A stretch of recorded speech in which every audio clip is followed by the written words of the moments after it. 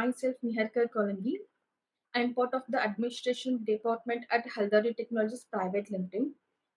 Welcome everyone, all the audience, panel speakers, and our moderators to KV Dialogue Time.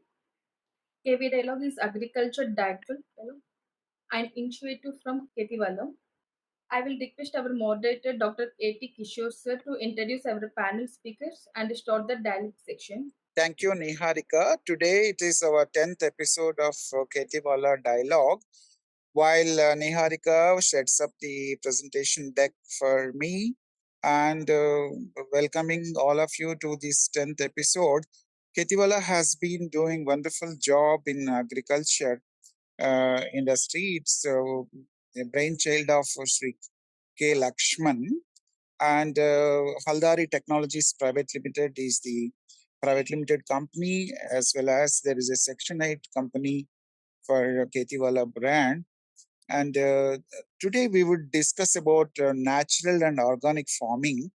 And Niharika, can we have the slide deck?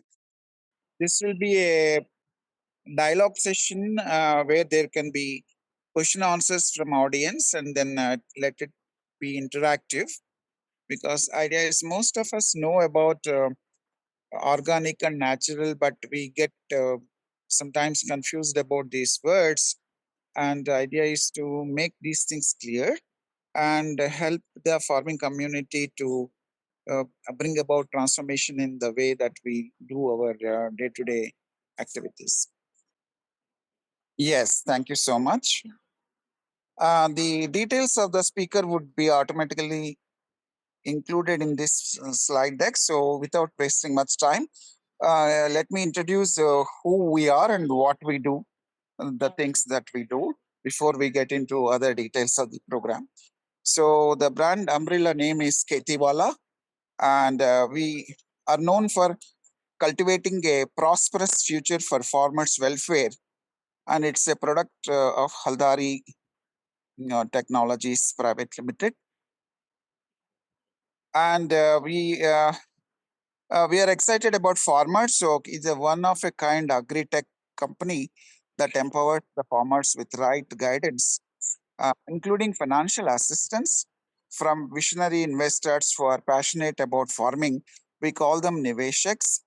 And as a gesture of gratitude to the farmers who work tirelessly to ensure food is kept on our table, we would like to give them a kind of a software which will help the transactions with the world to get the right inputs. And we not only deal with the like-minded people to help farmers, we also provide sales assistance, marketing linkage, and give knowledge not only to farmers but for the agriculture universities, as we have done it recently in University of Agriculture Sciences, Dharwad. How we accomplish is we have multiple activities such as Kheti Kalyan, Kheti Kendras, Kheti Utsav, and Kheti Anusandhan.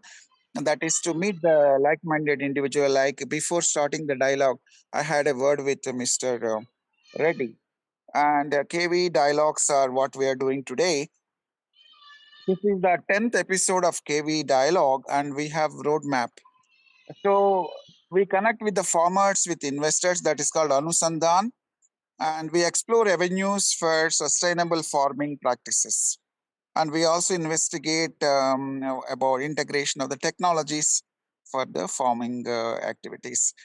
In Kheti Kalyan, essentially, we are looking at money to be given to the farmers through innovations. And so KhetiValah Kheti Kalyan event brings together selected farmers and Niveshaks to one platform. We have done one such thing in University of Agriculture Sciences, Dharwad, Karnataka. So in dialogues, what we do is we bring valuable insights on various agricultural aspects, and sessions on trending topics and challenges, talks by subject matter experts, and we inspire accountability and innovation so that farming community gets right inputs. Specialize in agri-tech companies, and this is about me. I have long tenure in Air Force, And in industry, currently passionate about Bureau of Indian Standards for Agricultural Drones. I'm also certified drone pilot, and I'm director for a drone pilot academy in Bangalore, and moderator for KhetiValah activities. And so we can go to next slide, please. So Kheti Kendra is something like a knowledge center which will provide guidance on effective farming method, just like GVKs. And GVK are government funded, and we are coming from industry and NGOs. And there will be a synergy between these. And we supply high quality seeds and pesticides to Indian farmers. That is the idea about Kheti Kendras. Okay, next slide, please. Magazine, we have been developing all these thoughts in a systematic manner. We have researched that India has 179.9 million hectares of land, and we recognize that farming is like ikigai, taking a cue from Japanese philosophy. So YouTube channel and digital repository we are creating so that the community is benefited, and they would use it for their own research and further percolation to those who don't have access to YouTube. So it's like, and we have a KT corner where there can be a source for fair margin for the farmers, and we boost the profitability of farmers, and we simplify the sales process and bridge the gap between farmers and consumers. Keti Kosha means it is basically landowners who want to make best use of their land in the hands of efficient people to cultivate. Here is a list of so many panelists who have been right from ISRO chief ex-chairman Dr. A.S. Kiran Kumar, awardee from President of India, and we have other speakers. As we could see, there is one Dr. Omkar and so many others. You could see a lot of professors. This is what we have been doing every session. Couple of speakers would come, and we have roadmap for doing more activities in future. We want to do KT dialogues in Telugu, Hindi, Kannada, Marathi, Tamil, and probably going forward in Korean and Japanese and other languages too. So we are launching a KB dialogue website where all the dialogues will be kept in one repository where you could actually log in and access all the previous dialogues also. So pure agri talks also we conduct going forward. Today's dialogue, now I would be very shortly handing over to the main speaker of the day, Srimati Anitha Sivaprasad, and she is the founding director of Modernagro. Yeah, Anitha ma'am, please take over. Thanks for joining us. Good evening, sir. Good evening, everybody. I am Good right evening. now in touch with you from Thailand. I am in a business meet, but still I find KhetiValah's invitation very, very important to address. So I left that and I came for you. So the best thing about this organization, KhetiValah, is that they are addressing the farming troubles in multiple manner, and they are trying to bring in different solutions. So we are also working with them to bring this difference in agricultural sector. So today's topic of natural and organic farming. So let me come to the basic things. So natural farming means that everybody think all this natural, chemical free and organic, everything is the same. But coming to the technicalities, cultivation of different varieties of trees or plants, avoiding chemical fertilizers and pesticides is natural farming. That is, nothing else is taken care of, but they avoid the chemical part of plant growth. Then chemical free cultivation means not only that they avoid the chemical and fertilizers and pesticides, but they also avoid the pollution caused by air, water, and soil. So pollution part of which will put in chemicals in the plant is also avoided. So that is called chemical free cultivation. And organic farming means this two criteria plus the seeds has to be reproducible. So only when the seeds are reproducible, you can completely call as an organic cultivation. So right now, the products available in the market is not completely organic because the seeds may not be reproducible. It will be a hybrid form. So then you can call it chemical free. Or if they are not taking into account the pollution of water, air, and soil, then you can call it natural farming. But whatever said and done, this is a big step towards changing the way we conduct agriculture and the way consumers react to the products. So KhetiValah has come up with a very good idea of bringing a lot of people together to make this change, and we also stand by that. And I also request all the stakeholders to take a bold decision as to bring in organic as the only form of food. So that is very important to make cultivation different, and people taking these products also should be aware what they are taking and is it good for their health. So we are also a company which promotes health of our consumers, and we help the farmers equally to make good products available. Thank you. I have had very detailed conversation with you, and let it be like interactive. So, in Yeah. fact, yesterday when you called us, we discussed about why the world is having challenges now, despite the knowledge of natural and organic farming. You went about answering that, taking example of double refined oil. Yes. So I think audience, you can give your own views. Currently, Anita ma'am felt that double refined oil is cheaper than cold pressed oil. Cold pressed oil is best for health, and you would consume less oil. Thereby, you can actually compensate for the price that is kept little higher currently. The challenges with the double refined oil, despite any advertisement that you see, there are some dozens or maybe 100 varieties. I can say that sunflower oil or freedom oil, so many like gold oils, all of them are double refined. So the challenge is that you are heating the raw material. When cold pressed oil, you are not heating it.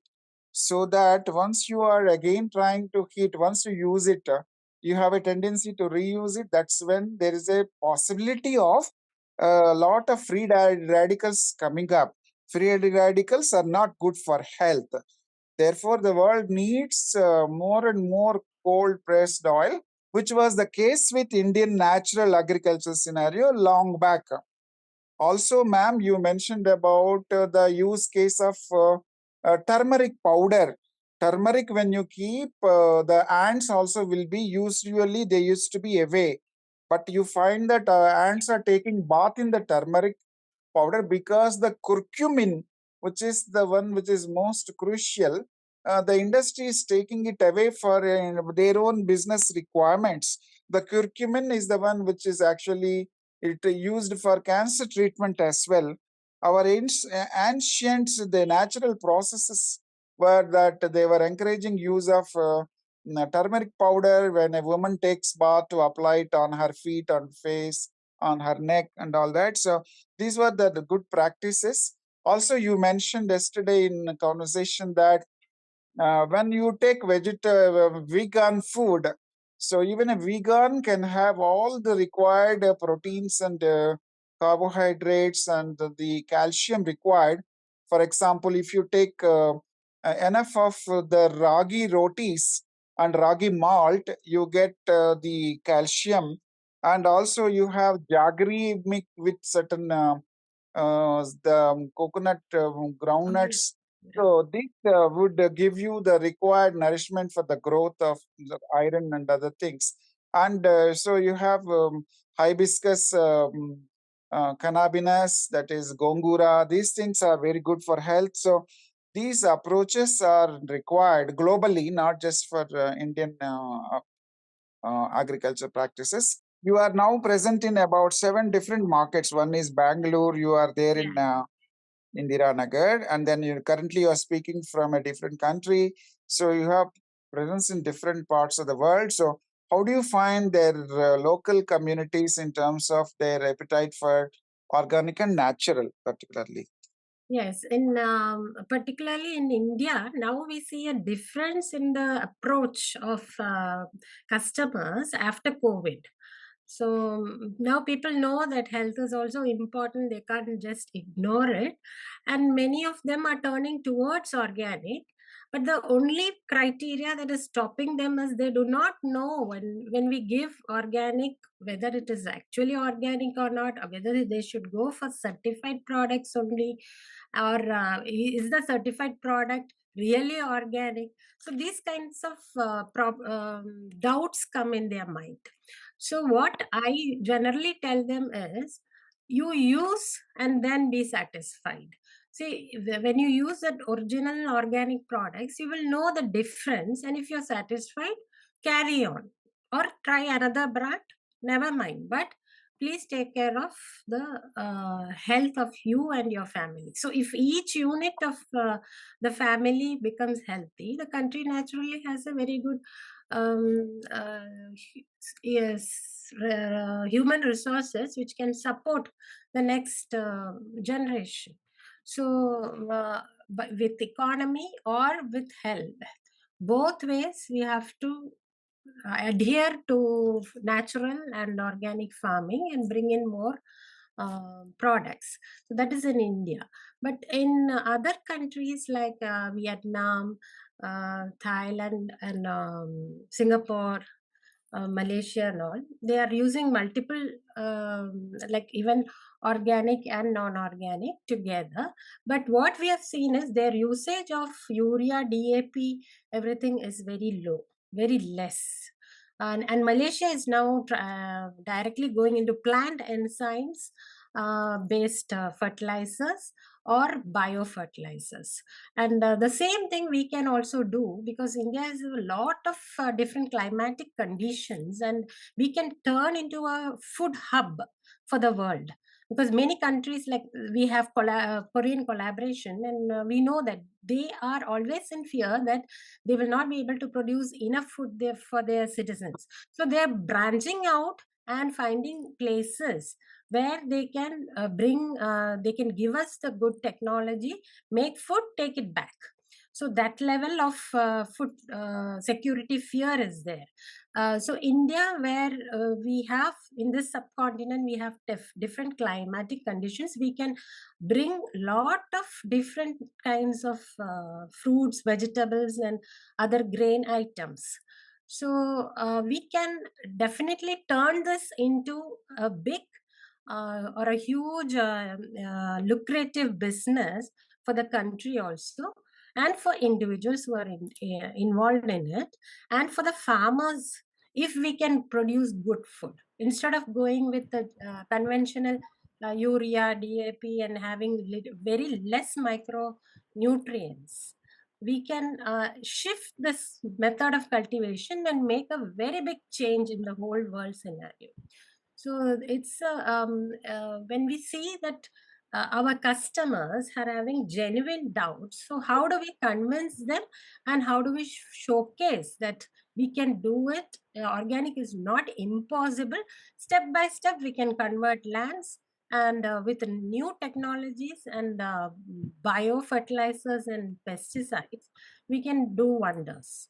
Because when we introduce the bacteria into the ground, it fetches whatever nutrients the plant wants, and gives back to the plant roots. So already the nutrients are present in the soil. But what really happens when we put all these chemicals, the roots does not absorb the actual minerals. Instead, it takes this the easy food, and then it grows, but the strength is not there, micronutrients are not there, people who eat it does not get anything. We are eating actually junk. So we can change this over a period of time, slowly but systematically, with the help of lot of organizations, government help, and even the citizens involved. So I that is, have a question. yes, Can I raise a question? yes, sir. Yeah, hello. This is Mahesh Reddy here. I have two questions. Yes. I've been trying to do organic farming last 4 or 5 years, but Yes. when I'm facing these insects and fungus, how do I deal with this? Operationally, I am forced to use insecticide and fungicides. That's number one.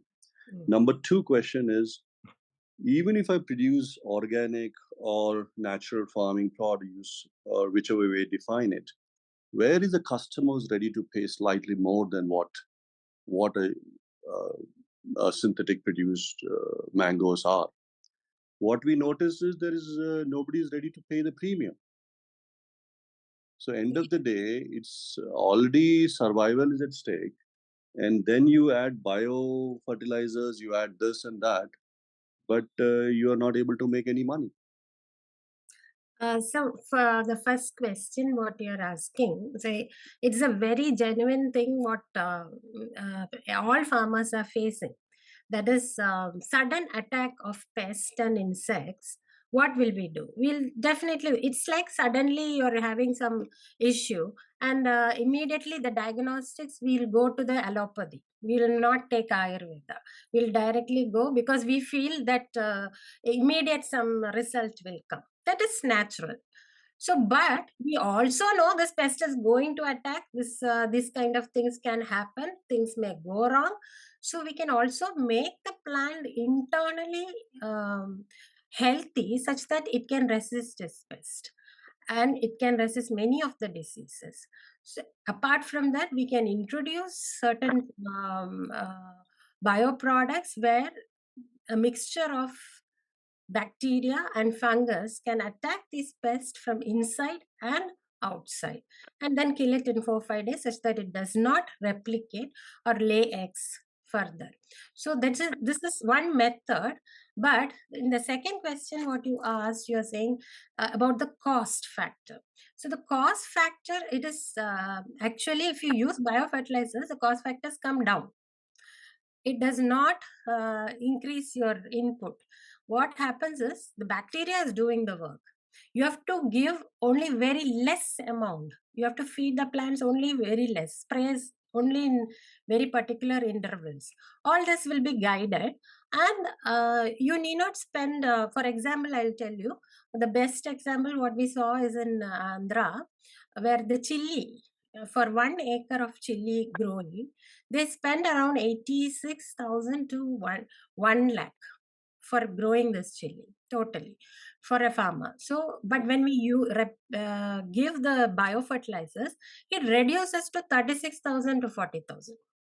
So this much difference is there. This is apart from the cow dung or whatever you want to apply. So when the cost factor is taken into consideration, actually the new technology brings down the cost. And in the agricultural depot, what they do is whatever it is, they'll try to sell for no use. Also, they'll try to give you something, because that is how even in medical shops what happens. If you go and ask the medical shop wala, they will give you, okay, this also you take, this also you take, this also you take, because his job is only to sell. So it may not be useful for you, it may not be required for you. So having said this, we are helping the farmers with technical support. That is, take only this much, this is your problem, this is the solution, do it on these days. So with the help of the agronomist, you can make it into your you can tailor make the solution to your farm. So that way we are helping the people. So have you done any real world scenario? Have you actually helping the farmers and quantifying the benefits? Yes. The all the testimonials, everything is available, and we have seen in Andhra and Tamil Nadu, very good results. Even in Kerala now, we are getting very good results with this, because this is something new, and the technology has come from Israel. So it has been produced on a large scale now in India by biotechnology companies, and who are taking it out. So it's a new venture, but it is giving very good results. In Madhya Pradesh, lot of places they have implemented it, and it is giving super results. So the on and on, if we change little, that is enough. And this biofertilizers you can use in your conventional farms also. There is no problem. But there are certain conditions that you should follow, because the soil pH has to be acidic. So if it is not acidic, you have to make it acidic. And the soil has to be moist. So and if it is moist, only this bacteria will replicate. So the main strain, the mother strain, is being taken from the these countries like Israel and Germany and all that, and then it is replicated in the lab, and then a technical lyophilization is done and put it in a dormant state in the fertilizer or the whatever medium they choose. It can be a liquid medium or a solid medium, and then you apply it on your farm in the moist condition. Then this will come to life, and then it will do its work. So it's not a single bacteria, it will be a group of bacteria doing different things. Like for example, nitrogen fixation bacteria is there. Everybody knows how it does that. So like that, for phosphorus, potassium, everything, this group of bacteria can bring the actual minerals to the plants. Are there any minimum acreage that is required to be given to you guys? I'm okay for it. No, nothing like that. Nothing like that. If you want to cultivate in a smaller area also, it is okay, because it is not see, in the place of 100 kgs of urea, you're using very less, 2 liters of maybe urea, that's all. So it is not exactly urea, but something which brings in that same effect. Okay, I'll connect with you and Mr. Kumar offline. Just want to see if I can give 5 acres to you guys, and let us experiment and do it. I'm very keen to do organic, and if it is going to benefit me, why not? Yes, and one more thing is regarding the price, what you're saying. The basic problem of pricing is organic. If the input in organic farms are coming down, then definitely we can sell it almost par with the normal thing, and then affordability increases. You can give these products to the masses, and when the volume of business increases, you will not face a problem. So what we are trying to solve is a different thing. That is now, as KhetiValah has brought in a lot of outlets, your products can go into their outlets also.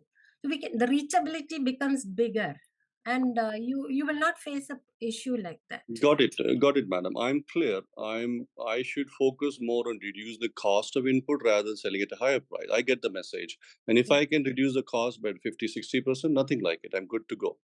Yes, sir. Thank you. Yeah, apart from the economic benefits, you are actually serving the cause of keeping the environment sustainable. And currently, the research, Mahesh Reddy Garu and others, as ma'am mentioned about biofertilizers, even I take example of IFCO, they came out with a nano fertilizer, which is in liquid form, lot lesser than the earlier variant of powder form, which the farmer used to. Sometimes it used to be occupational hazard. When they spray it, it will be some wound or some cut in the body of the farmer. When they take food, it gets into their intestines. So all this is avoided by drones now.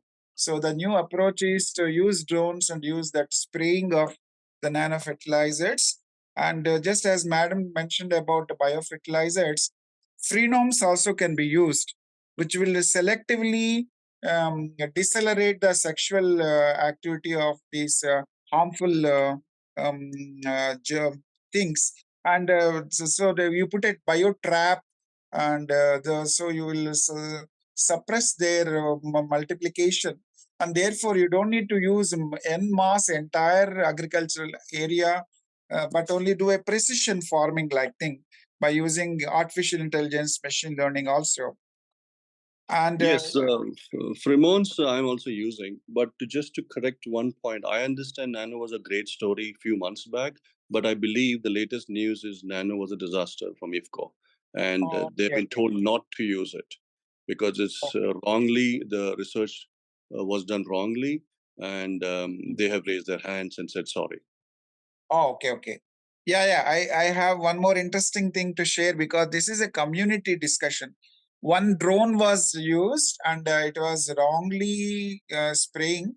The fan blades, the propellers were causing the agricultural thing to bend down. The growth of that plants was at a stake, and the farmers rejected that drone usage. So you need to be very careful because Bureau of Indian Standard came up with the agriculture drone standard. If you follow this, then it will be good. And also, as you mentioned, that there is some IFCO's latest change, we will adapt to that. And then also recently, this is 2024. We are in the early months of 2024. The year 2023 was the year of millets, and I think it goes in line with the philosophy of natural farming. Millets are to be encouraged, and something which United Nations looks at India to take leadership in that, and that reduces the basic problem. Indian farmers used to be 70% of Indian population used to depend on agriculture. Currently, it has become 50%, and even the agriculture youth has come to cities in search of other alternative jobs. So we need to mechanize the farms and then use modern techniques. At the same time, not forget that India has opportunity to lead in areas like millets, where you don't need, like for rice cultivation, you need for 1 acre you need something like 10 liters of water, but you don't need that much for millets. As ma'am Anita was talking about, millets are very good for health. They have fibrous and proteinous content, and the price is not very expensive. It's on par with your basmati rice, for instance. So these are some of the changes. And any other questions anyone has? Thank you very much, Mrs. Anitha Sivaprasad, for the clarifications that you have provided. It's an international market, but the heart absolutely needs to be beating in India. Well said. The question is this: biodiversity maintenance, both of the crop and of the organic methods used to sustain the soil, can be key, because that biodiversity of the application and the biodiversity of the crop grown can together help mitigate pest onslaught. So, is there any comment on that? And the second is the health benefits of micronutrients, both to the plant growth and survival and to the humans that eat it, can be a great economic benefit over the next decade to the country as a whole. So, if you could highlight some of those, if there are any thoughts. And lastly, what are the potential negatives we as a country and we as the consumer need to watch out for so that we can support the market and the investors of this market over the next, say, 10 years? Thank you, Karishma. So, very happy that you joined in. And the basic thing is, we are trying to bring in this concept of biodiversity, soil preservation, and health in general depends on these things. People are not aware, so the awareness programs have to be run very strongly, and that is where we organizations are all coming together who understands the basic issue is not that people are not doing enough exercises. The exercise part is different, but what you become is what you eat. So when we put the importance or the most important thing is the food, our focus shift to the quality of the food. then many of our diseases, obesity and other unnaturally things happen in young age, like getting heart attack or some other issues, which will never be usually if they are in a good form. So this, when we study about these things, we understand that the quality of the food is nearly zero.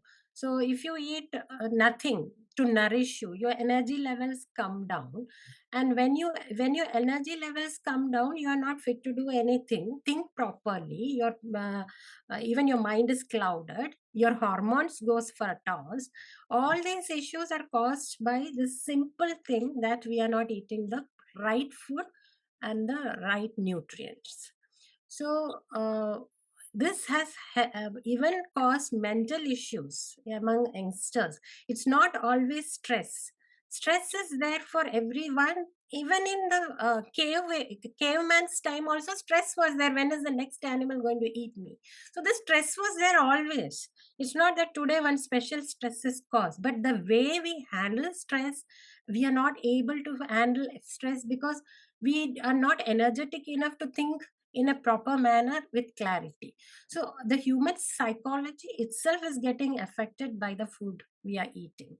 So we have to introduce different methods. Like you said, the biodiversity is important. That is, different kinds of plants, animals, human beings, everything has to coexist. And we have to think in that manner where nothing is left behind. So when it comes to a human health, this micronutrients, now it is very much proved that running or walking is not the thing what you have to do. Instead, you have to weight train yourself and eat the good nutritions. So when you eat the good nutritions, your inflammations come down. And when your inflammations and body reactions come down, you tend to become normal. Your normal weight you will have, the normal agility in your body will be there. So for example, I will tell you one thing. If you all of you think, see, when it comes to our parents, we are much less energetic than our parents, and our parents were much less energetic than our grandparents, and now our children are much less energetic than us. So this is coming down. It's a downtrend. So it cannot happen just like that. It is happening because we are not nourishing ourselves enough. So the absorption of micronutrients and all this will happen only if we eat them inherently in the food, not just popping some pills. So when the food is having it, no, the absorption rate will be more. The absorption will be very beneficial to you. So instead of taking additional vitamins, see, if nothing is available, vitamins help. But if it is coming from the food, it will help you better, and it will make you a more energetic and agile person. So this is what nowadays researchers have found. So just blindly following that I have to eat only wheat or I have to eat only this food. No, we have to bring in lot of different kinds of food. Basically, we have to balance it with the correct amount of protein, carbohydrate, and fat, plus the roughage. That is lots of fruits and vegetables, plus water. Every 10 kg or of your body mass has to be supported with water. So if you want to know the real ratio, it is 20 kgs of your body weight has to be given 1 liter of water minimum. So if somebody is 60 kgs, they have to drink minimum 3 liters. So it is again depending on individual to individual. So what is good for you may not be good for somebody else. So if you are not if you are very heavy, for example, you are around 100 kgs, make sure that you drink 5 liters of water a day.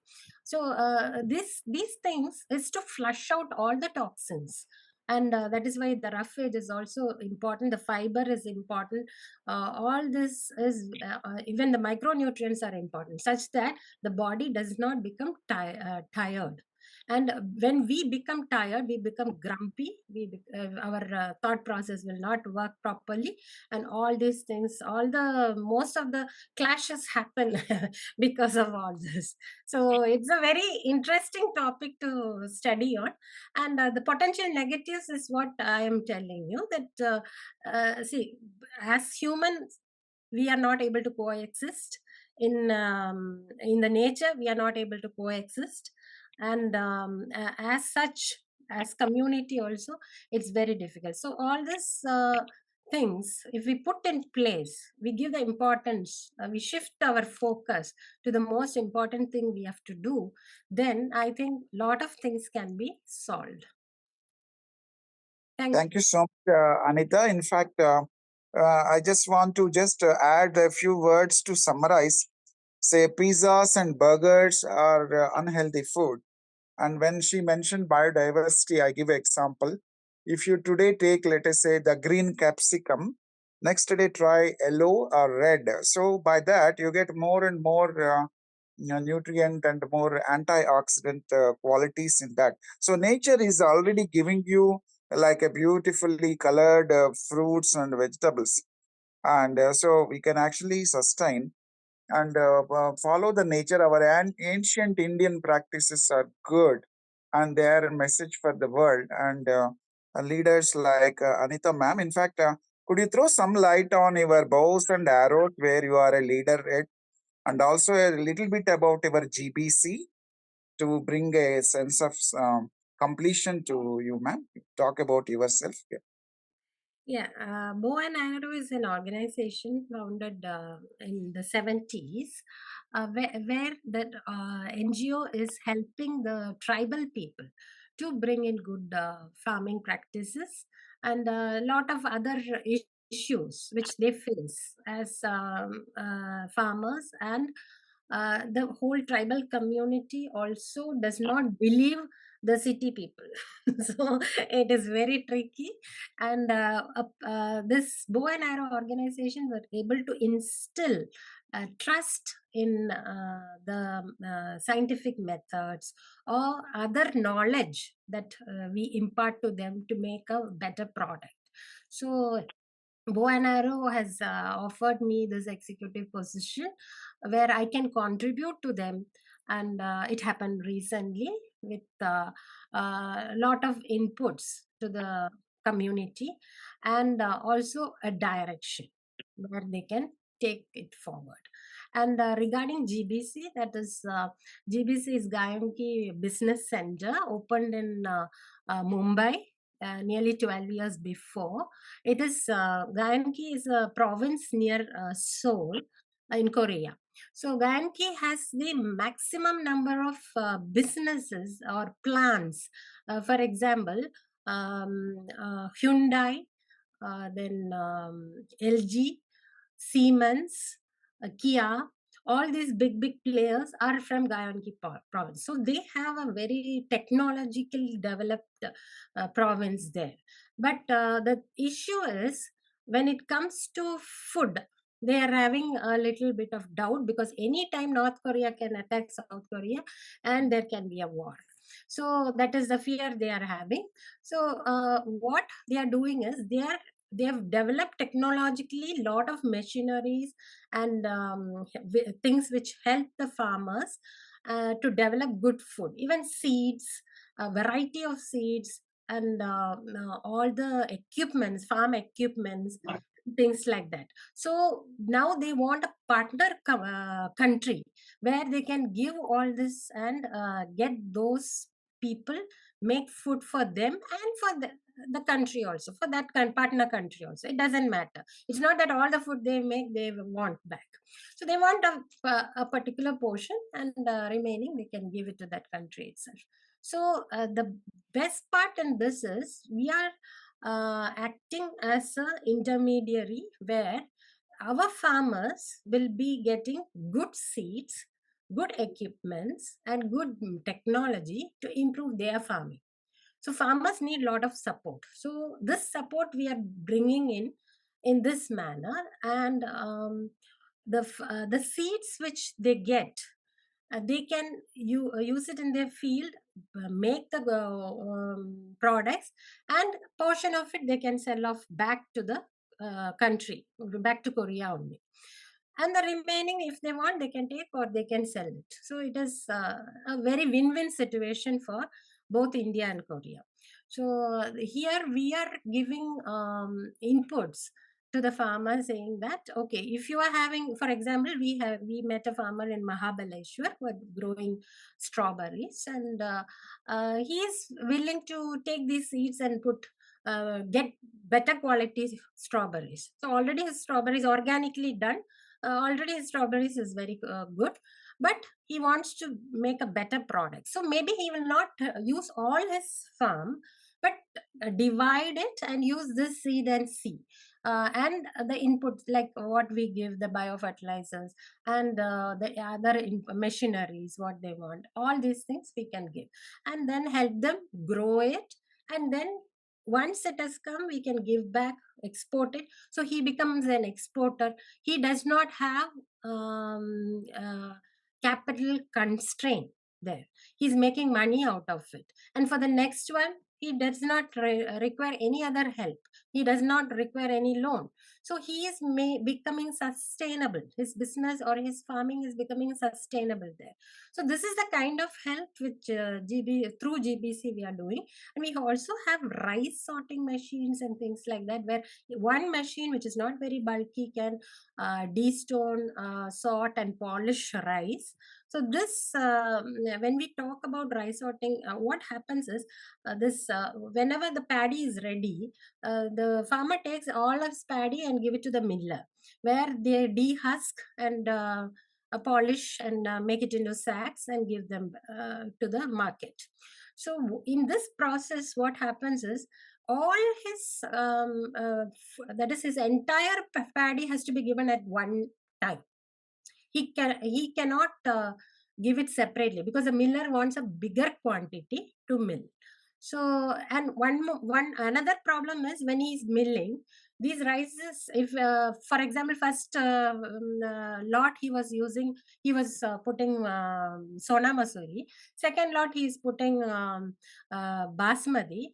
The person who gave basmati will get little bit of sona masuri and basmati. That is, mixing happens in the milling. That is normal. So he will lose out, because the basmati guy will lose out. The sona masuri is coming, some portion he has to throw out. So this kind of issues are also there. So now that solution what we are giving is, we are bringing these machines such that it can be installed in FPOs, in farmer groups, or in some establishments, where these machines can do all this, and the farmer need not bring whole of his stuff here. He can store it as with husk. When he store it with husk, no, the shelf life increases. But once it dehusks, the shelf life goes for a toss. So after some time he has to sell it. He cannot keep it. And whatever price comes in the market, he has to sell it.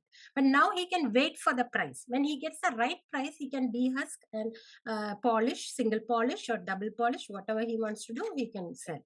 So that is the empowerment we are giving to the farmers through this kind of collaborations. Thank you, ma'am. And in fact, your concept synergizes with the Government of India having seed development corporation in every state. And I think you could, I am assuming that you are already in touch with them to have a win-win approach in these seeds. And also to give us a glimpse of your own farm, tell us about Mahis, how you started. You are the founder director of Mahis Organic Modernagro company. Please enlighten us what all you do there. So one question has come regarding the dehusking machine. It is around 5 to 6 lakhs per machine, and it can a group of farmers can use it, and there are organizations who can fund this. This is awesome. Thank you for this information. I have one more point. Sorry to interrupt the other question.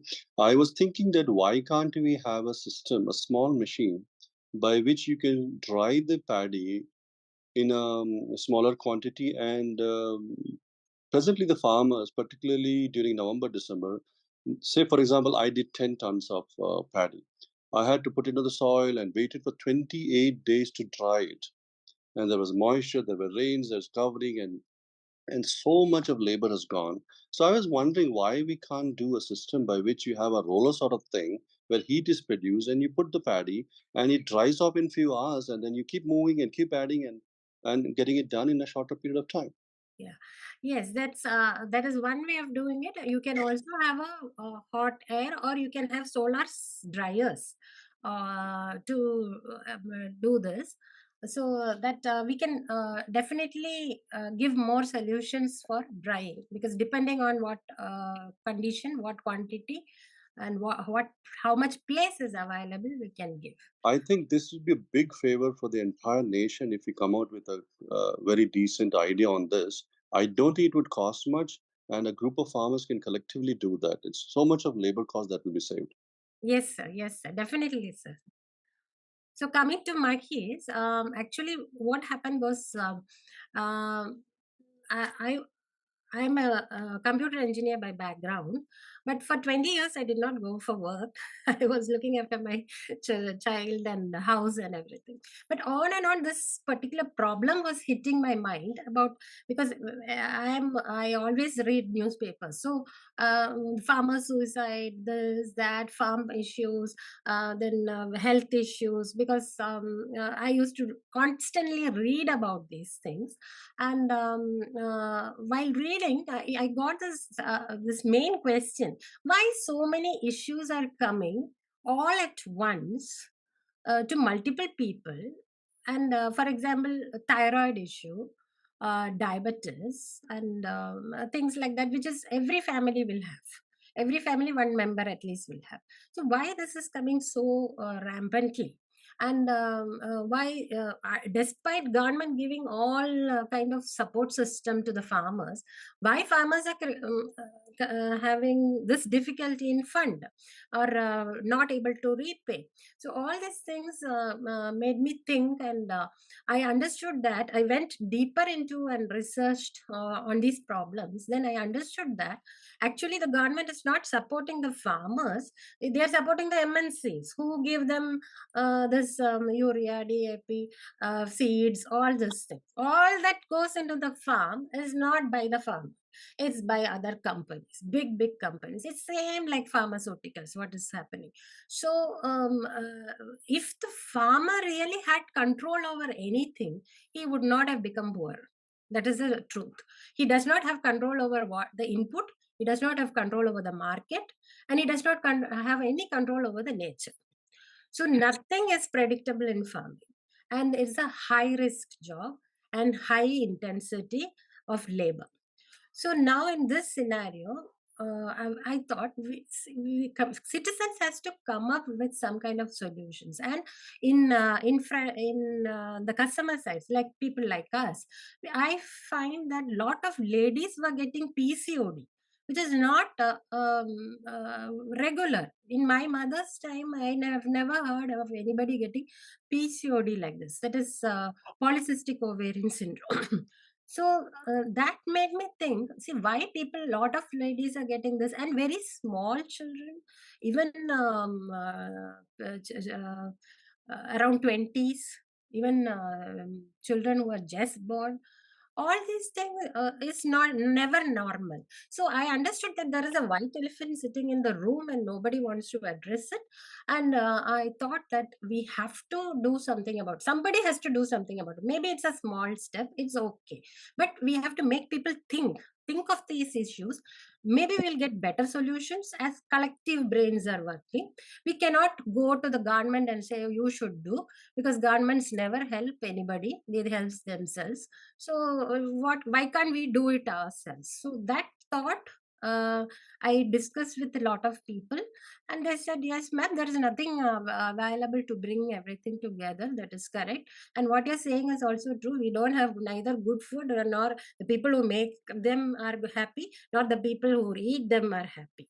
So this complete disconnect in the whole food system has to be changed. So I founded this company to bring this change in the way we are doing agriculture, such that anywhere you buy, you should get a good food, because good food is a right for everyone, and you cannot distinguish that based on their social status. So when it comes to organic, only rich people can afford meals. That is not correct. That is not the way it should be. Everybody should be able to afford food. That is a basic thing. So this thought brought me in this forefront of finding out the real reasons, giving solutions that can be practical, such that people can follow it and sustain it permanently. So maybe new technologies will come, new ideas will come. We have to incorporate and go. Change is inevitable. That is a basic thing. So, but now organizations like KhetiValah has come up and taken so much of interest in this field. I'm very, very pleased to say that it's a very big step forward. Thank you very much, ma'am. And also, global scenario today, like you have Ukraine war and the Palestine conflict. Many countries are not focusing on food crisis that United Nations has already identified. It's one of the sustainable developmental goals, food for everyone and alleviation of poverty. And so that initiatives like yours, Anita ma'am, and your collaboration with like-minded organizations like KhetiValah, very soon we would like to see your products in the shops of KhetiValah and then take this initiative further. And we have been researching with the Loka Foundation. KhetiValah is going to see them. A group of villagers are doing like a global village and doing all sustainable things. So farmers can produce many things which the cosmetic industry is mixing with lot of chemicals.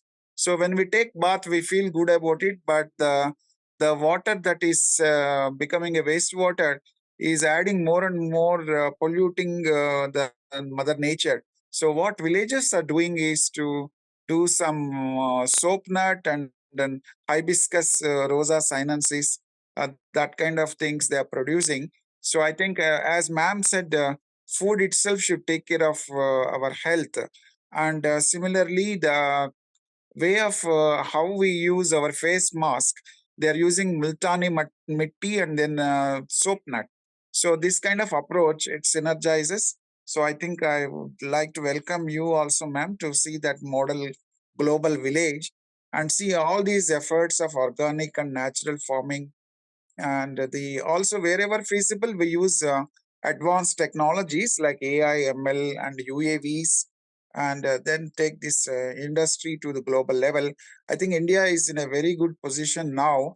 Another 25 years we should be able to become one of the global leaders in agriculture as well, which we used to be sometime in the past. So I think we have spent a good 1 hour interacting with you, Madam Anita. I'm sure if the whole day you will be able to speak. You have much of awareness and clarity, and all the audience are a witness to your clarity of thought and the value that you bring. And I'm particularly very happy in this 10th episode. Until 100th episode, I will keep on remembering you, ma'am. And so we'll do a lot of such things.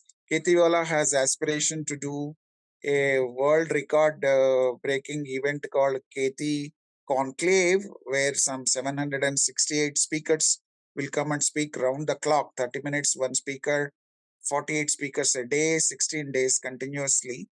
Another is there's a Kheti Summit and then Kheti Purashkar. Many things are in pipeline. So for this evening, I would like to give you a token of gesture of appreciation, ma'am. This bouquet to you. When we meet you in person, we will come and give you a token, also a memento and certificate. And Niharika, if you have any more points to add, any questions pending, take a look and then we can conclude. Yeah, there are some more questions, ma'am. I just read out. There is a Yogi says shout out for Loka Foundation. He is thanking us. Yogi is one of the volunteers of the Loka Foundation. And Mahesh Reddy says after the call, let me know whom should I talk to engage organic farming. So definitely, Mahesh Reddy Garu, we will get back to you. And so the question that I just reiterate, I think you addressed it, ma'am. Please comment further on biodiversity maintenance and health benefits through micronutrient absorption by plants. Also highlight potential negatives that we all need to be aware of over a period of time by Dr. Popa. This was addressed, I believe.